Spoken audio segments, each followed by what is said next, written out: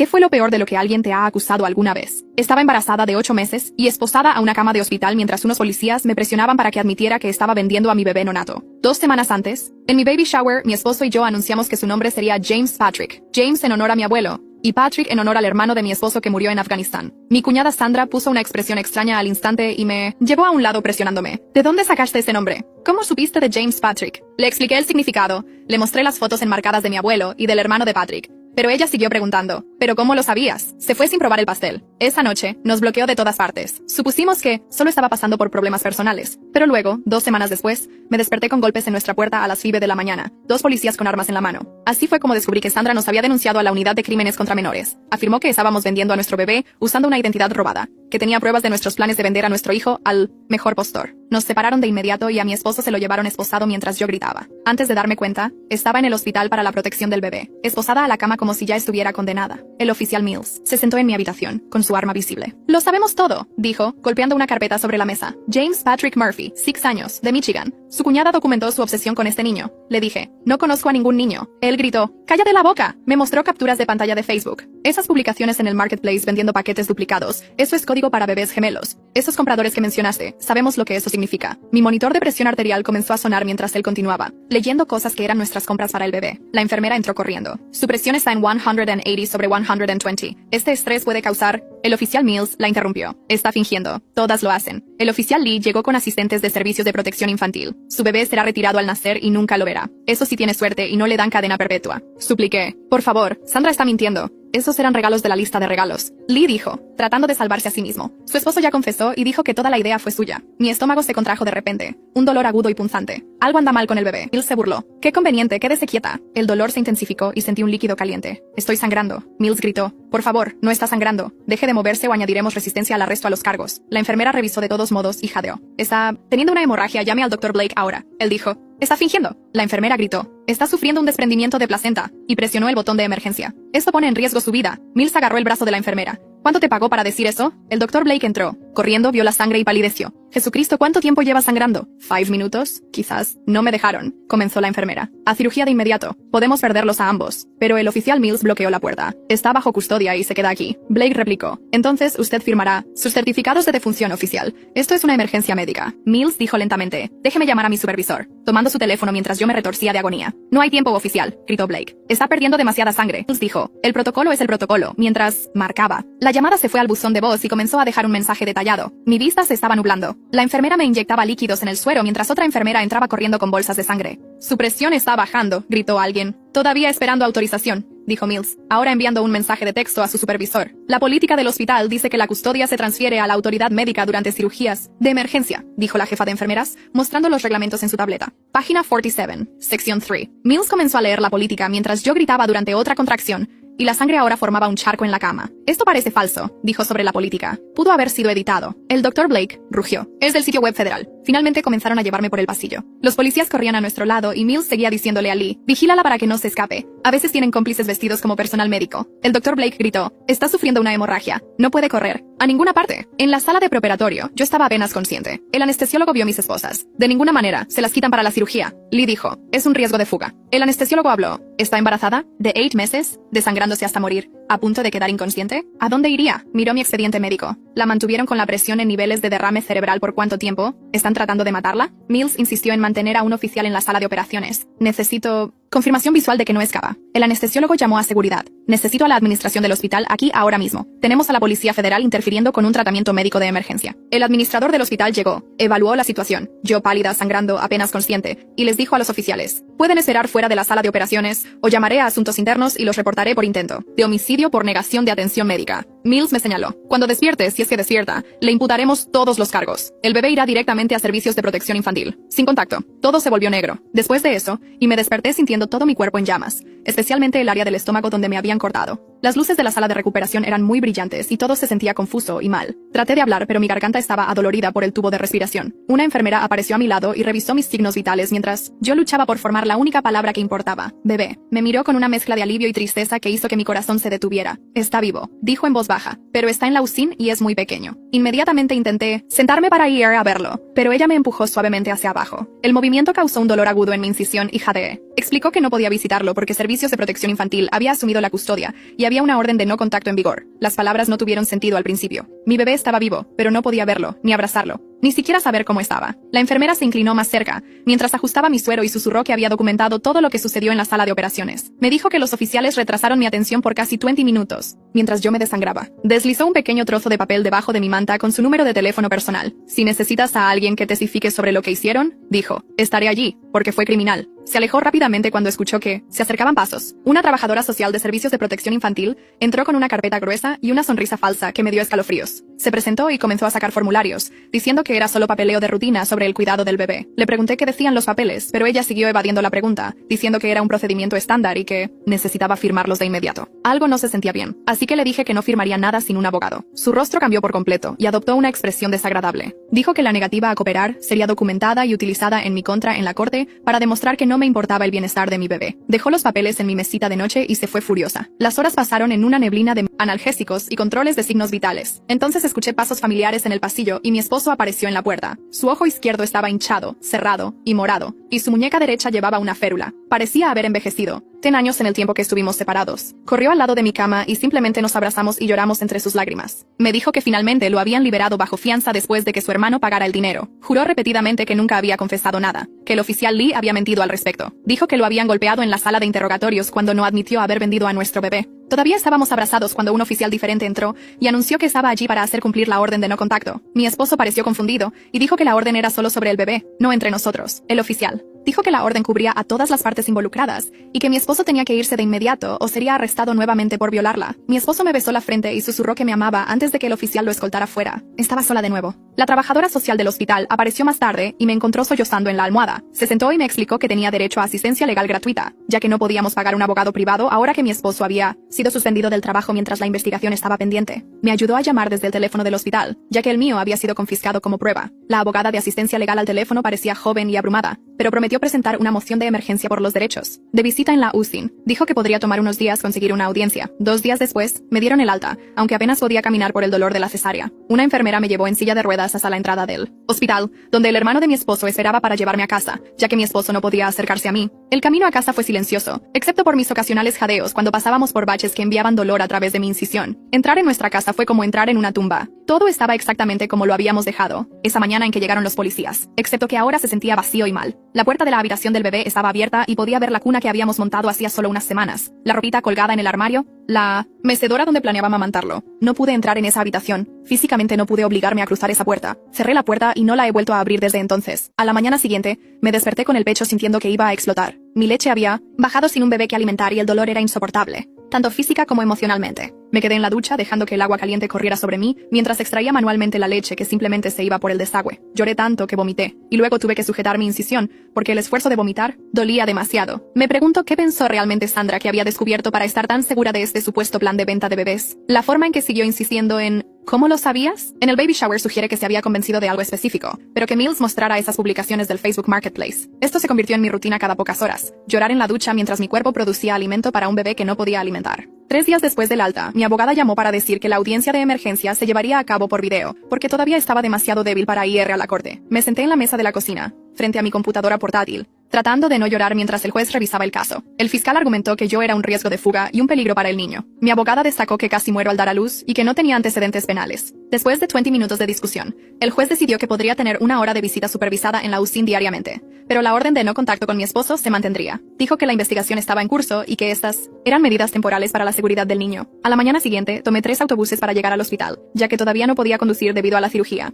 En la entrada de la UCIN, una trabajadora social de Servicios de Protección Infantil esperaba con un guardia de seguridad. Registraron mi bolso, me cachearon y me hicieron vaciar los bolsillos. La trabajadora social me siguió hasta la UCIN y se quedó justo detrás de mí todo el tiempo. Cuando la enfermera me llevó a su incubadora, no podía respirar. James era tan pequeño, quizás 4 libras, con tubos y cables conectados por todas partes. Su piel era casi translúcida, y podía ver su pequeño pecho esforzándose tanto para respirar. La enfermera dijo que podía cargarlo y lo colocó con cuidado sobre mi pecho. Era tan ligero que tenía miedo de romperlo si me movía mal. La trabajadora social se quedó allí, observando cada movimiento que hacía, escribiendo notas en su portapapeles sobre cómo lo sostenía, cómo lo miraba, si parecía tener un vínculo. Pero nada de eso importaba en ese momento, porque mi bebé estaba en mis brazos por primera vez y estaba vivo. La enfermera de la UCIN esperó a que la trabajadora social saliera para atender una llamada, antes de inclinarse para susurrar que James había estado llorando sin parar desde que nació. Dijo que no comía bien para nadie, y que las otras enfermeras estaban preocupadas. Pero en el segundo en que lo sostuve, se quedó completamente quieto y su respiración se calmó. Ella se aseguró de anotar todo esto en su expediente, mientras la asistente de servicios de protección infantil todavía estaba afuera. Esa misma tarde, la madre de mi esposo llamó al teléfono de la habitación del hospital, ya que no se me permitía usar mi celular. Lloraba tanto que apenas pude entenderla al principio. Repetía que lo sentía mucho por Sandra y que no sabían qué hacer. Luego me contó algo que hizo que todo mi cuerpo se helara. Sandra tuvo una pérdida hace 4 años, a los 9 meses de gestación, y ya había elegido el nombre de James Patrick para ese bebé. Ya tenía la habitación del bebé lista y todo antes de perderlo. Mi suegra dijo que Sandra nunca buscó ayuda para superarlo, y simplemente fingió que nunca había sucedido. De repente, la reacción de Sandra en el baby shower cobró sentido. Cuando nos escuchó decir James Patrick, algo se rompió en su mente. Pensó que de alguna manera le habíamos robado el nombre de su bebé muerto a propósito. El duelo con el que nunca lidió se transformó en esta idea descabellada de que estábamos vendiendo a su bebé, no al nuestro. Traté de contárselo a la asistente de servicios de protección infantil, pero dijo que no importaba cuáles fueran los problemas de Sandra. 3 días después, nuestra abogada presentó documentos pidiendo al juez que desestimara todo el caso, basándose en el historial de salud mental de Sandra. Tenía registros del hospital sobre el aborto espontáneo, e incluso encontró publicaciones antiguas de Sandra en las redes sociales sobre el bebé James Patrick de hace 4 años. Pero el fiscal dijo, de ninguna manera. Dijo que tenían que investigar todo, sin importar qué, porque había niños involucrados. Entonces las facturas comenzaron a llegar. La primera fue de $18,000 por la cirugía de emergencia. La siguiente fue de $12,000 por la UCIN hasta ese momento. El seguro envió una carta diciendo que no pagarían debido a la investigación criminal. Dijeron que si éramos declarados culpables de venta de bebés, no tendrían que cubrir nada. Mi esposo no podía trabajar debido a los cargos, así que no teníamos ingresos. Cada día llegaban más facturas y el total seguía aumentando. Mientras tanto, me enteré por nuestra abogada que el oficial Mills fue puesto en servicio administrativo mientras investigaban lo que sucedió durante mi emergencia. Pero el oficial Lee fue ascendido a sargento por su trabajo en nuestro caso. A la enfermera que salvó mi vida documentándolo todo, de repente le recortaron sus horas de tiempo completo a 2 días por semana. El hospital dijo que solo eran recortes de presupuesto, pero todos sabían que no era verdad. Una semana después, recibimos una carta de un abogado diciendo que Sandra quería los derechos de abuela sobre James. La carta decía que tenía derecho a ver a su sobrino, y que mantenerlo alejado de ella era cruel. Todavía pensaba que él estaba conectado con su bebé perdido de alguna manera. Nuestra abogada dijo que era una locura, pero que tendríamos que luchar contra ello en los tribunales, lo que significaba más dinero que no teníamos. Durante mi siguiente visita, estaba sosteniendo a James cuando su monitor comenzó a enloquecer. Había dejado de respirar y se estaba poniendo azul. La asistente de servicios de protección infantil se quedó parada, congelada, con la boca abierta. Lo volteé y comencé a hacerle RCP para bebés, como nos enseñaron en la clase prenatal. 5 palmadas en la espalda, luego girar y revisar. Nada. Otras 5 palmadas en la espalda. La asistente aún no se había movido ni había pedido ayuda. Continué mientras sus labios se oscurecían. Finalmente, en la tercera ronda, tosió y comenzó a llorar. La enfermera entró corriendo y se lo llevó para examinarlo. La asistente de servicios de protección infantil escribió en su informe que fui agresiva con el bebé y no seguí las reglas de supervisión. Dijo que lo levanté sin permiso y realicé procedimientos médicos innecesarios. Debido a ese informe, redujeron mis visitas a 30 minutos y dijeron que 2 supervisores tendrían que observarme ahora. Una semana después, mi esposo me envió un mensaje de texto desde un número que no reconocí. Dijo que había tomado prestado el teléfono de un compañero de trabajo y preguntó si podía encontrarme con él en el estacionamiento del supermercado. Ambos sabíamos que iba en contra de la orden de no contacto, pero ya no me importaba. Necesitaba verlo. Nos sentamos en su auto por quizás 5 minutos, solo abrazándonos y llorando. Se veía terrible. Había perdido quizás 20 libras y tenía ojeras oscuras. Repetía que sentía mucho no poder protegernos. Le conté que James había dejado de respirar y cómo me estaban castigando por salvarlo. Ninguno de los dos vio a nuestra vecina estacionarse a nuestro lado hasta que ella estaba tomando fotos a través de la ventana. Ya había llamado a la policía para informar que estábamos violando la orden. Mi esposo arrancó el auto mientras yo corría hacia el mío. La policía se presentó en nuestra casa 1 hora después, pero mi esposo no estaba allí, así que no pudieron arrestarlo. De nuevo, 2 días después, nuestra abogada llamó con una noticia que hizo que mis manos temblaran tanto que casi se me cayó el teléfono. Había estado investigando los antecedentes del oficial Mills y encontró 6 quejas anteriores por fuerza excesiva y arresto falso, todas desestimadas por el departamento sin ninguna medida disciplinaria. Estaba presentando una moción para que fueran admitidas como prueba, mostrando un patrón de mala conducta que podría ayudar a nuestro caso. A la mañana siguiente, estaba en mi visita de 30 minutos con James cuando escuché gritos en el pasillo fuera de la UCIN. La voz de Sandra atravesó las puertas de vidrio, gritando que le robé a su bebé y exigiendo verlo de inmediato. La supervisora de servicios de protección infantil se levantó y salió corriendo mientras yo sostenía a James con más fuerza, observando por la ventana cómo Sandra empujaba a 2 enfermeras tratando de llegar a las puertas de la UCIN. Los guardias de seguridad vinieron corriendo de ambas direcciones mientras otros padres en la sala de espera agarraban a sus hijos y se alejaban de Sandra, que ahora golpeaba la entrada cerrada de la UCIN. James comenzó a tener dificultades para respirar en mis brazos. Sus monitores sonaban mientras sus niveles de oxígeno caían, y la enfermera tuvo que quitármelo para ajustar su tubo de respiración, mientras Sandra seguía gritando afuera. Finalmente la arrastraron, pero no antes de que otras 3 familias lo vieran todo, y una madre estaba llorando, abrazando a sus gemelos prematuros con más fuerza. El estrés también estaba destrozando mi cuerpo. Mi producción de leche comenzó a disminuir, sin importar cuánto me extrajera,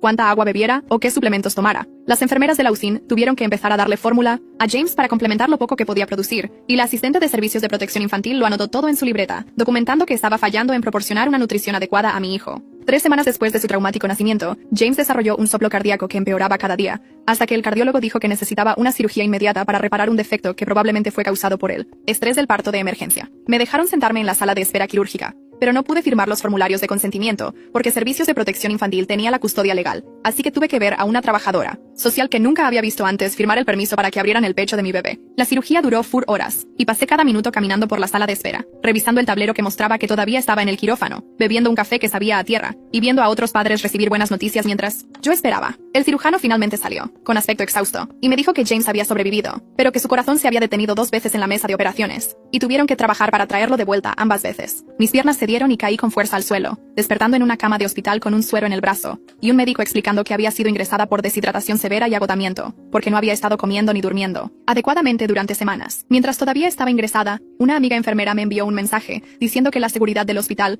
había atrapado a Sandra en el estacionamiento vistiendo un uniforme que había robado de algún lugar, tratando de entrar en la UCIN por la entrada de empleados. La arrestaron por allanamiento de morada e intento de entrada no autorizada, pero cuando el caso llegó a la fiscalía, se negaron a presentar cargos, diciendo que Sandra necesitaba tratamiento de salud mental, no la cárcel. Nuestra abogada estaba furiosa cuando me llamó sobre esto, especialmente después de lo que acababa de descubrir sobre nuestro caso. Había conseguido acceso al informe policial original a través del descubrimiento de pruebas y encontró que alguien lo había alterado después de la denuncia inicial de Sandra, añadiendo detalles sobre supuestas palabras clave y conexiones criminales que no estaban en la versión original. Que Sandra usara uniformes robados para entrar en la UCIN lleva la expresión "vístete para el trabajo que quieres" a un nuevo nivel de incorrección, aunque claramente ya domina el arte de inventar historias. Los metadatos de fecha y hora en 1900. El archivo electrónico demostraron que el oficial Mills había vuelto y alterado el informe 3 días después de mi cirugía de emergencia, falsificando documentos oficiales para fortalecer su caso. Estaba preparando cargos criminales contra el propio Mills cuando el fiscal llamó con una oferta. Querían que me declarara culpable del delito menor de poner en peligro a un niño, aceptara 2 años de libertad condicional, y a cambio, retirarían todos los demás cargos y podría recuperar la custodia de James en 6 meses. Nuestra abogada dijo que era extorsión, que sabían que su caso se estaba desmoronando y querían salvar las apariencias, pero también dijo que podría ser la forma más rápida de recuperar a James. Dije que no de inmediato, porque aceptar ese acuerdo significaba admitir que habíamos hecho algo malo cuando no hicimos nada más que elegir un nombre para nuestro bebé. Mi esposo no estuvo de acuerdo cuando se lo conté esa noche, llamando desde el teléfono de su amigo, ya que todavía no podíamos tener contacto directo. Quería aceptar el acuerdo solo para terminar con esa pesadilla y traer a nuestro hijo a casa, diciendo que 6 meses era mejor que los años que esto podría prolongarse si seguíamos luchando. Terminamos gritándonos por teléfono. Nuestra primera pelea de verdad desde que todo esto comenzó. Él diciendo que yo estaba siendo terca y yo diciendo que él se estaba rindiendo. A la mañana siguiente, sonó mi teléfono con un número que no reconocí, y la voz de una mujer dijo que era una reportera que había recibido un soplo de alguien en el hospital sobre nuestro caso. Quería escuchar nuestra versión de la historia para un artículo que estaba escribiendo sobre el abuso de poder de los servicios de protección infantil y la mala conducta policial. Le dije que no podía comentar sobre procedimientos legales en curso y colgué. Pero 3 días después, el artículo se publicó de todos modos con el titular: "Pareja local acusada de vender a su bebé nonato", estampado en la primera página del sitio de noticias. Los comentarios debajo del artículo eran peores que el propio titular. La gente publicó nuestra dirección, nuestros números de teléfono, incluso fotos de nuestra casa que tomaron esa mañana. Mi teléfono comenzó a sonar sin parar con números bloqueados, dejando mensajes sobre lo que le harían a vendedores de bebés como nosotros. Un hombre describió con detalle cómo nos haría pagar por vender niños inocentes. Otra mujer dejó mensajes de voz llorando sobre cómo no merecíamos vivir después de vender bebés. Cambié mi número esta tarde, pero de alguna manera consiguieron el nuevo en cuestión de horas. El teléfono de mi esposo estaba recibiendo el mismo trato en casa de su amigo, donde se estaba quedando. Ambos tuvimos que obtener nuevos números 3 veces esa semana antes de finalmente conseguir números no listados. 4 días después de la publicación del artículo, me desperté con golpes en la puerta principal al amanecer. Miré por la mirilla y no vi a nadie. Pero cuando abrí la puerta, la pintura roja goteaba de enormes letras pintadas con aerosol en nuestro garaje. "Asesinos de bebés". Cubría toda la puerta en letras de casi 1 metro de altura. La pintura todavía estaba húmeda y goteaba por la entrada del garaje. Llamé a la policía para denunciarlo, pero el oficial que apareció simplemente se encogió de hombros y dijo, a menos que tuviera un video de quién lo hizo, no había nada que pudieran hacer. Ni siquiera tomó fotos ni presentó un informe policial. Solo me dijo que comprara cámaras de seguridad y se fue. Pasé toda la mañana tratando de restregarla, pero la pintura ya se había secado en la madera. Los vecinos se pararon en sus patios mirándome fregar, susurrando entre ellos. Nadie ofreció ayuda. 2 semanas después, tuvimos nuestra primera audiencia judicial real sobre la condición médica de James. El médico de la UCIN subió al estrado y repasó los expedientes médicos de James, página por página. Le mostró al juez cómo James sufrió una hemorragia cerebral por falta de oxígeno durante el parto retrasado. Explicó cómo el retraso de 43 minutos mientras Mills discutía sobre la custodia causó directamente los 2 paros cardíacos de James durante la cirugía. Afirmó claramente que si hubiera llegado a la cirugía cuando el Dr. Blake lo ordenó por primera vez, James habría nacido sano. El fiscal objetaba constantemente, diciendo que el médico estaba especulando, pero los registros médicos lo mostraban todo. Las marcas de fecha y hora demostraron que Mills me mantuvo desangrándome en esa cama durante casi 1 hora mientras mi bebé se asfixiaba dentro de mí. El médico dijo que James necesitaría años de terapia para sus retrasos en el desarrollo. Todo porque 2 policías pensaron que estaba fingiendo una emergencia médica. 3 días después de ese testimonio, nuestra abogada llamó con una noticia que me hizo lanzar el teléfono al otro lado de la habitación. El oficial Mills se había retirado repentinamente con pensión y beneficios completos, con efecto inmediato. La investigación interna sobre su conducta durante mi emergencia se cerró automáticamente, ya que ya no era un empleado. El portavoz del departamento dijo que no investigan a exoficiales, por lo que Mills no enfrentaría ninguna consecuencia por casi matarnos. Recibiría su salario de jubilación completo por el resto de su vida mientras mi bebé luchaba con el daño cerebral que él causó. Nuestra abogada presentó quejas ante la Junta Estatal, pero dijeron lo mismo sobre no tener jurisdicción sobre oficiales retirados. Mientras tanto, Servicios de Protección Infantil nos envió un paquete grueso de requisitos que teníamos que cumplir antes de que siquiera consideraran la reunificación. Teníamos que tomar clases para padres todos los martes y jueves por la noche durante 12 semanas en un centro a 40 millas de distancia. Teníamos que someternos a pruebas de drogas aleatorias a nuestro propio costo, aunque nadie nos había acusado nunca de consumo. Teníamos que completar evaluaciones psicológicas completas por sus proveedores aprobados, que cobraban $800 cada una y no aceptaban seguro. Teníamos que hacer que nuestra casa fuera inspeccionada mensualmente por asistentes de servicios de protección infantil que aparecerían cuando quisieran. El costo total ascendió a más de $6,000 solo por las evaluaciones y las clases, sin contar la gasolina y el tiempo fuera del trabajo. Teníamos quizás $300 en ahorros. Después de pagar los honorarios iniciales de la abogada, me quedé mirando el joyero de mi abuela durante 2 días antes de finalmente conducir hasta el comprador de oro. Su juego de anillos de boda, que usó durante 60 años, se vendió por $400. El collar de perlas que mi abuelo le regaló por su aniversario me consiguió $200. El broche antiguo de su madre trajo otros $300. Vendí cada pieza excepto una delgada cadena de oro, usando el dinero para pagar nuestras evaluaciones obligatorias. La psicóloga pasó 3 horas conmigo preguntándome sobre mi infancia, mi matrimonio, mi embarazo, todo excepto lo que Mills nos hizo. Su informe decía que tenía un TEPT severo, debido al parto traumático y la separación forzada de mi bebé, pero que no representaba un peligro para los niños. Servicios de Protección Infantil tomó ese mismo informe y lo tergiversó, diciéndole al juez que mi TEPT me hacía demasiado inestable para ser madre de manera segura. Dijeron que necesitaba terapia extensiva antes de poder cuidar a un bebé, ignorando que ellos causaron el trauma en primer lugar. La evaluación de mi esposo fue peor porque se echó a llorar al hablar de James, lo que documentaron como inestabilidad emocional. Esa misma semana, el jefe de mi esposo lo llamó a una reunión con HH presente. Habían visto la noticia y decidieron que los cargos criminales violaban la cláusula de moralidad de la empresa, aunque no habíamos sido condenados por nada. Le dieron 15 minutos para limpiar su escritorio mientras la seguridad observaba. Sin indemnización por despido, sin derecho a seguro de desempleo, solo despido inmediato después de 5 años de evaluaciones perfectas. Ahora vivíamos solo de mis pagos por discapacidad por las complicaciones del parto traumático, apenas lo suficiente para cubrir el alquiler. 2 meses después de esa pesadilla en el hospital, James finalmente estaba lo suficientemente estable como para dejar la UCIN. Pero en lugar de venir a casa a su habitación, Servicios de Protección Infantil lo colocó con una familia de acogida, a 20 millas de distancia. La madre de acogida parecía amable y nos enviaba fotos a través de la trabajadora social, mostrando a James con ropa limpia, en una cuna bonita, siendo sostenido y alimentado adecuadamente. Ver esas fotos de extraños cuidando a mi bebé me destrozó más que cualquier otra cosa. Se nos permitían exactamente 2 visitas supervisadas por semana en un edificio gubernamental en el centro. Cada visita duraba 1 hora en una pequeña habitación con cámaras y un asistente de Servicios de Protección Infantil observando cada movimiento. James había estado con la familia de acogida durante 3 semanas en nuestra primera visita y ya no nos conocía. Cuando lo tomé en mis brazos, gritó y se estiró hacia la trabajadora social que veía todos los días. La asistente escribió en sus notas que no logramos crear un vínculo con el niño y que mostraba signos de angustia en nuestra presencia.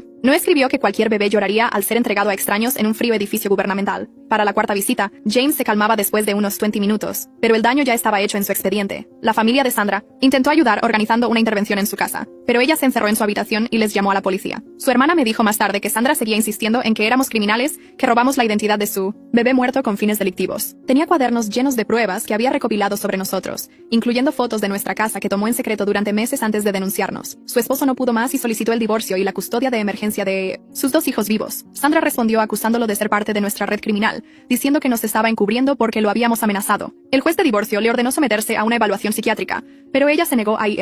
Nuestra abogada pasó semanas revisando registros financieros para la fiscalía y encontró algo que la hizo jadear por teléfono. La agencia privada de acogida familiar a la que se le pagaba por albergar a James tenía contratos por valor de millones con el condado. 3 miembros de la junta de esa agencia donaron el máximo a la campaña de reelección del fiscal. El cuñado del fiscal era un consultor pagado para la misma agencia. Nuestra abogada presentó una moción por conflicto de intereses exigiendo un fiscal especial, pero sabíamos que tomaría meses conseguir una audiencia sobre eso. Pasaron 3 semanas antes de que el juez siquiera mirara nuestra moción y, cuando lo hizo, la llamó frívola. No removería al fiscal, pero accedió a que alguien revisara los archivos del caso de forma independiente. Que Mills se retirara con todos los beneficios justo después de ese testimonio perjudicial parece un momento terriblemente conveniente. Me hace preguntarme si alguien de un rango superior le sugirió que tomara ese paracaídas dorado antes de que las cosas se complicaran más para el departamento. El revisor pasó 2 días examinando todo y escribió en su informe que encontró problemas significativos en cómo se recopiló y documentó la evidencia. Enumeró 7 violaciones de procedimiento diferentes, incluyendo que Mills alteró el informe policial después de la denuncia de Sandra y que el fiscal ocultó pruebas que nos ayudaban. Pero luego escribió que a pesar de estos problemas, la acusación podía continuar porque las violaciones no eran lo suficientemente graves como para detener el caso por completo. Nuestra abogada golpeó el informe en su escritorio con tanta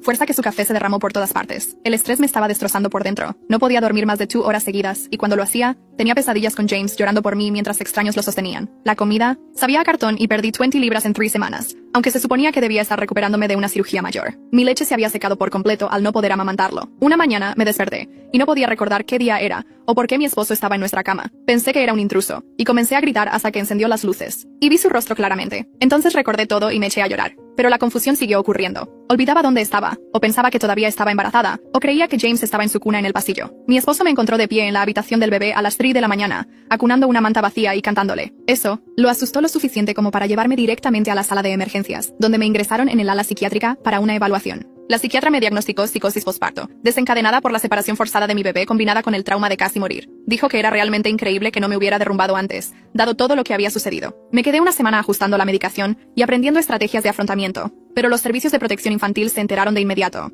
Presentaron documentos diciendo que mi colapso mental demostraba que era una madre inadecuada, que no podía cuidar de un niño de manera segura. Querían extinguir por completo nuestra patria potestad, basándose en que estaba recibiendo ayuda, para una condición que ellos causaron. Cuando se celebró la audiencia, mi psiquiatra testificó durante 2 horas, explicando que la psicosis fue un resultado directo de ser separada a la fuerza de mi recién nacido, mientras me recuperaba de una cirugía traumática. Mostró escáneres cerebrales y pruebas hormonales que demostraban que la separación interrumpió mi proceso normal de vinculación posparto. Dijo que con el tratamiento adecuado y la reunificación con James, me recuperaría por completo en semanas. Pero los servicios de protección infantil trajeron a su propio experto, que nunca me examinó y solo leyó las notas de admisión. Testificó que cualquier madre que desarrollara psicosis era peligrosa para los niños, independientemente de la causa. Dijo, podría tener un brote en cualquier momento y lastimar a James, incluso si parece estar bien. El juez dijo que necesitaba tiempo para revisar las opiniones de ambos expertos, lo que significaba otro mes de espera. Durante ese tiempo, algo cambió en el caso, porque de repente, después de 4 meses de visitas supervisadas en edificios gubernamentales, los servicios de protección infantil aprobaron visitas no supervisadas en nuestra casa 2 veces por semana, durante 4 horas cada vez. James tenía casi 4 meses y no nos conocía en absoluto. En la primera visita a casa, gritó cuando la trabajadora social se fue y no paró de llorar durante 1 hora.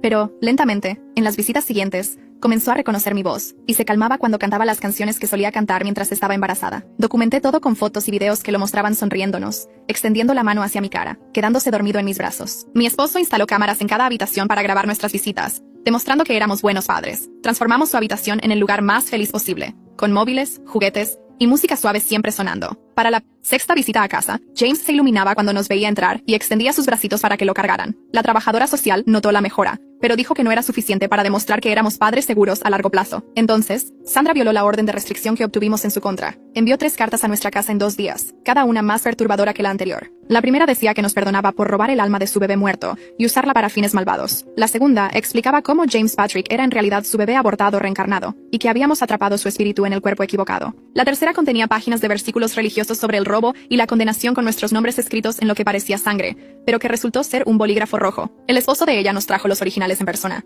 disculpándose repetidamente. Dijo que Sandra estaba empeorando y había construido un santuario para su bebé perdido con las fotos de nuestro hijo que robó de las redes sociales antes de que la bloqueáramos. Intentó internarla, pero ella seguía pasando las evaluaciones básicas de salud mental, actuando con normalidad durante cortos periodos. Nuestra abogada añadió las cartas a nuestro archivo de pruebas y presentó otra moción de desestimación basada en la evidente enfermedad mental de la acusadora. El fiscal respondió ofreciéndonos un acuerdo por primera vez. Retirarían todos los cargos si aceptábamos no demandar nunca al Departamento de Policía, a los servicios de protección infantil, ni a ninguna agencia gubernamental involucrada en el caso. Nuestra abogada dijo que esto significaba que sabían que perderían en el juicio, pero querían evitar pagar daños y perjuicios. El juicio penal estaba programado para 2 meses después, y nuestra abogada comenzó a preparar a los testigos. Dijo que teníamos un caso sólido, pero advirtió que los jurados se emocionan con cualquier cosa que involucre a bebés, y podrían condenarnos solo porque fuimos acusados. No podía soportar más la espera y la incertidumbre, así que empecé a escribir sobre lo que nos pasó en línea. Publiqué nuestra historia en un grupo de padres explicando todo, desde el colapso de Sandra en el baby shower, hasta que Mills casi me dejó morir, y se llevaron a James. En 3 días, la publicación tuvo 50,000 compartidos, y cientos de personas me enviaron mensajes con historias similares sobre los servicios de protección infantil,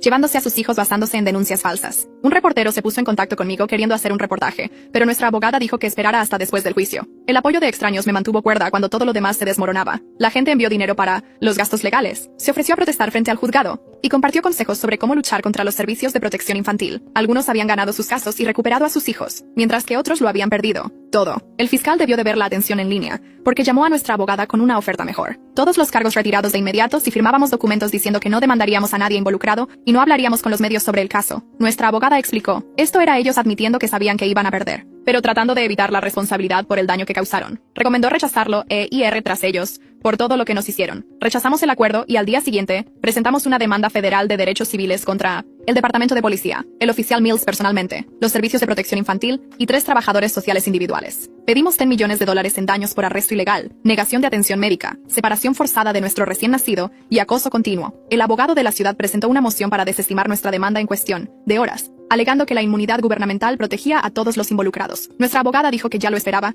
y había preparado una respuesta, mostrando que la inmunidad no se aplica cuando los funcionarios violan a sabiendas los derechos constitucionales. Entonces todo cambió cuando una enfermera de la UCIN, llamada Sarah, contactó a nuestra abogada. Había sido despedida 2 semanas después del nacimiento de James por insubordinación, pero en realidad fue por apoyarnos. Tenía grabaciones en su celular de la sala de emergencias cuando Mills retrasó mi cirugía. Comenzó a grabar cuando se dio cuenta de que él me estaba dejando de sangrar, y lo captó diciéndole a Lee que sabía que los cargos de delito grave eran falsos, pero que tenían que seguir adelante ya que ya nos habían arrestado. Dijo que una vez que el proceso comenzaba, no podían dar marcha atrás sin parecer estúpidos y exponerse a demandas. La grabación era nítida e incluía a él riéndose de cómo nunca veríamos crecer a nuestro bebé. Nuestra abogada le puso la grabación al fiscal a la mañana siguiente en su oficina, mientras yo estaba sentada allí observando cómo su rostro pasaba de confiado a pálido y completamente derrotado. Él seguía deteniendo la grabación y repitiendo partes, especialmente la sección donde Mills se reía de que nunca veríamos crecer a nuestro bebé, y admitía que sabía desde el principio que los cargos de delito grave eran falsos. Las manos del fiscal temblaban mientras cogía el teléfono y llamaba a la oficina del fiscal general del estado para informar sobre la mala conducta policial y la manipulación de pruebas. En 2 horas, agentes federales se presentaron en la comisaría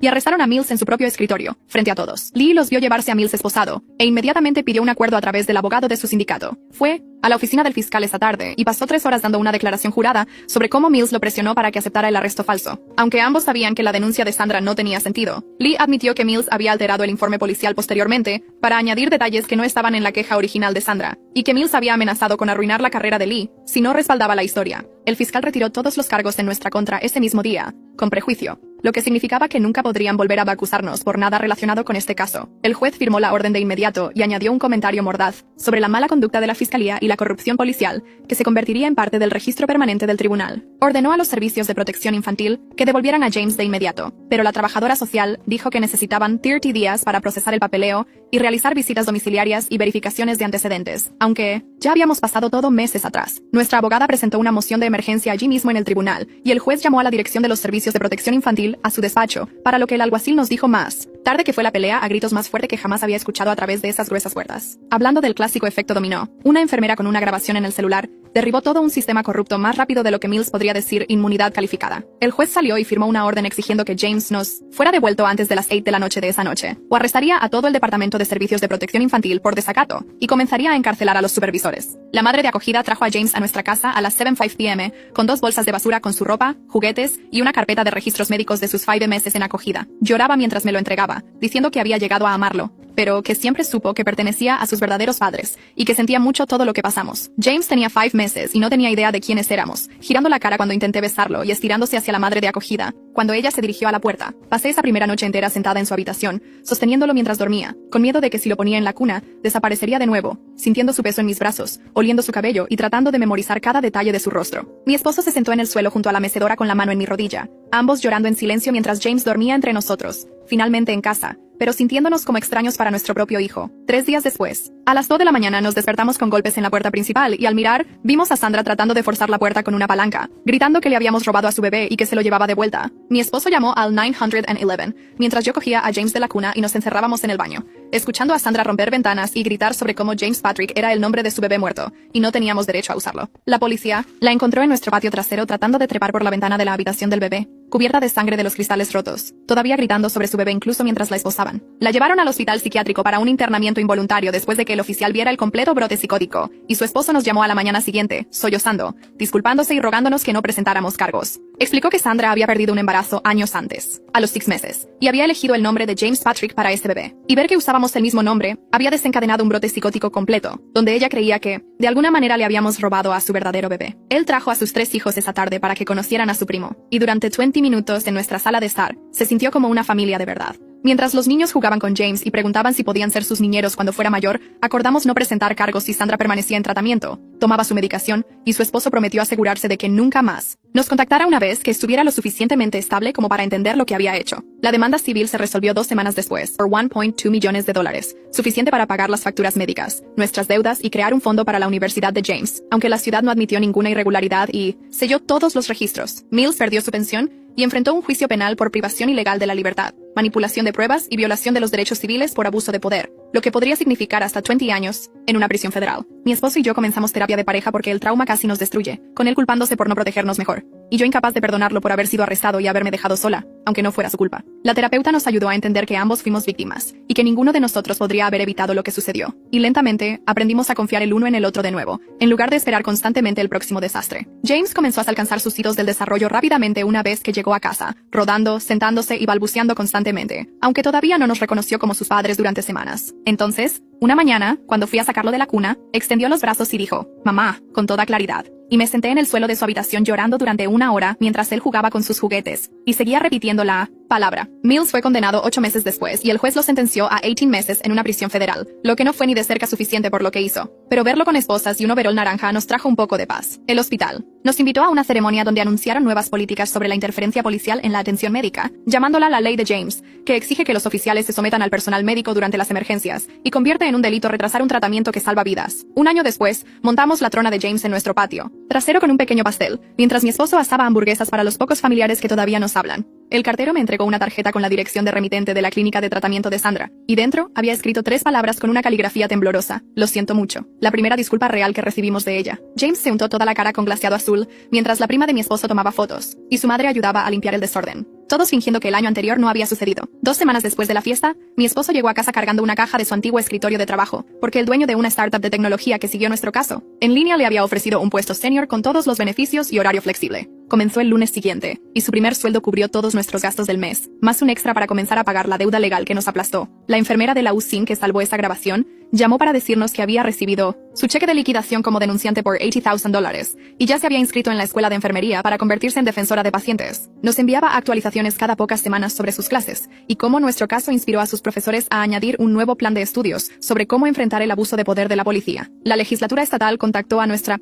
abogada para que testificáramos en audiencias de 3 proyectos de ley diferentes que estaban redactando basándose en lo que nos sucedió. Condujimos 4 horas hasta la capital, y me senté en una larga mesa con un micrófono mientras los senadores hacían preguntas sobre Mills, retrasando mi cirugía y los servicios de protección infantil, llevándose a James sin pruebas. Las leyes se aprobaron 2 meses después, exigiendo que la policía se someta al personal médico durante las emergencias, la grabación obligatoria de todas las retiradas de custodia y la revisión judicial inmediata de las separaciones de emergencia. El esposo de Sandra nos trajo un sobre grueso 6 meses después de que ella comenzara su tratamiento, con una carta de 10 páginas que había escrito durante sus sesiones de terapia. Explicó cómo perder su embarazo había roto algo en su mente, y vernos usar el nombre de James Patrick la hizo creer que literalmente habíamos robado el alma de su bebé muerto. Escribió que entendía que nunca conocería a James, y lo aceptaba como consecuencia de lo que había hecho, pero quería que supiéramos que estaba tomando su medicación y trabajando para mejorar. Otro año pasó y estaba embarazada de nuevo, esta vez de una niña que decidimos llamar Hope, y el parto fue en el mismo hospital. Pero fue completamente diferente, sin esposas, sin policías, sin amenazas, solo mi esposo sosteniendo mi mano mientras las enfermeras, algunas de las mismas De antes celebraban con nosotros cuando Hope llegó sana y llorando. La llevamos a casa 2 días después para que conociera a James, que ahora caminaba por todas partes y se metía en todo. Y seguía tratando de compartir sus galletas Goldfish con ella. La señalaba y decía, bebé, una y otra vez. Luego corría a buscar sus juguetes para mostrárselos,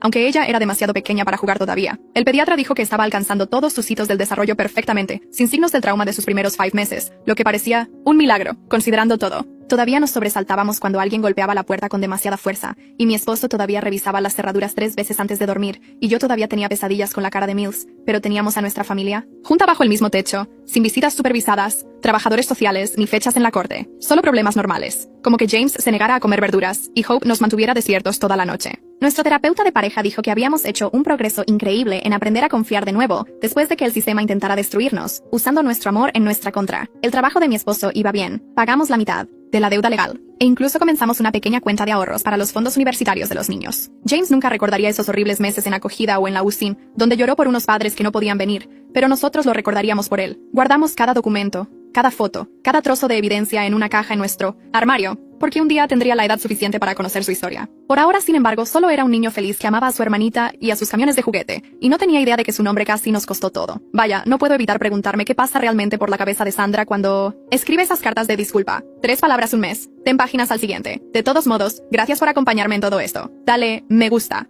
al video. Ayuda más de lo que crees.